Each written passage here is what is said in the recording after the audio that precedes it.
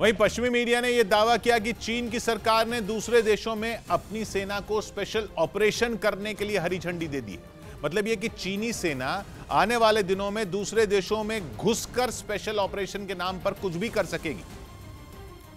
और अब पश्चिमी मीडिया यह दावा कर रही है कि चीन इस स्पेशल ऑपरेशन की आड़ में ताइवान पर हमला बोल सकता है। ऐसा इसलिए कहा जा रहा है क्योंकि यूक्रेन पर रूस ने भी अपने सैन्य अभियान को स्पेशल ऑपरेशन का ही नाम दिया है। और उसी के नक्शे कदम पर चलते हुए चीन ने भी ये नया पैंतरा चल दिया। चीन की इस नई चाल से पश्चिमी देशों की चिंता बढ़ गई है। पश्चिमी मीडिया का दावा है कि चीन के राष्ट्रपति शी जिनपिंग ने सेना के स्पेशल ऑपरेशन के आदेश पर दस्तखत भी कर दिए हैं और वो 15 जून से लागू भी हो गया। हालांकि चीन का कहना है कि वो इस नए कानून का इस्तेमाल दूसरे देशों पर हमला करने के लिए नहीं बल्कि दूसरे देशों को मदद पहुंचाने के लिए करेगा।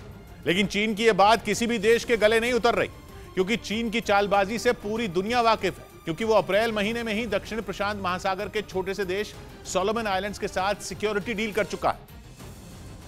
और दावा है कि सोलोमन आइलैंड्स पर चीनी सेना अपना जो बेस बनाएगी उसे भी स्पेशल ऑपरेशन के तहत ही देखा जाएगा। इस सिक्योरिटी डील में एक ऐसा प्रावधान भी है जिसमें सोलोमन आइलैंड्स में शांति और कानून व्यवस्था बनाए रखने में मदद करने के लिए चीन अपनी सेना वहां तैनात कर सकता है। हालांकि सोलोमन आइलैंड्स के साथ हुई चीन की इस डील को रोकने के लिए अमेरिका, ऑस्ट्रेलिया और न्यूजीलैंड ने अपनी पूरी ताकत लगा दी थी, लेकिन इसके बाद चीन ने चुपके से डील फाइनल कर ली। असल में सोलोमन आइलैंड्स दक्षिण प्रशांत महासागर में टापुओं से बना देश है, जो कि ऑस्ट्रेलिया के उत्तर पूर्व में है। न्यूजीलैंड भी सोलोमन आइलैंड्स के पास में ही है, जबकि प्रशांत महासागर पार करने के बाद अमेरिका है। लेकिन सोलोमन आइलैंड से मीलों दूर चीन है, जिसने इस छोटे से देश को मोहरा बनाकर उससे सिक्योरिटी डील साइन कर ली।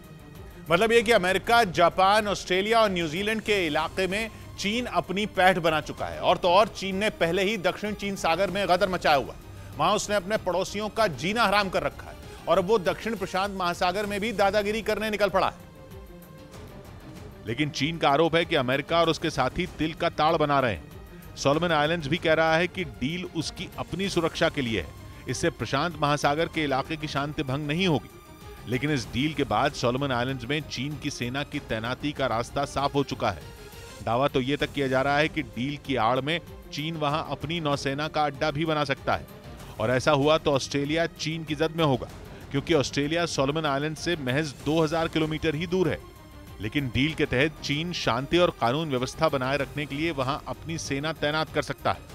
बीते कुछ सालों से सोलोमन आइलैंड्स में हालात काफी बिगड़े हुए हैं। पिछले साल नवंबर में तो सोलोमन आइलैंड्स में सरकार गिराने के लिए दंगे भी हुए थे।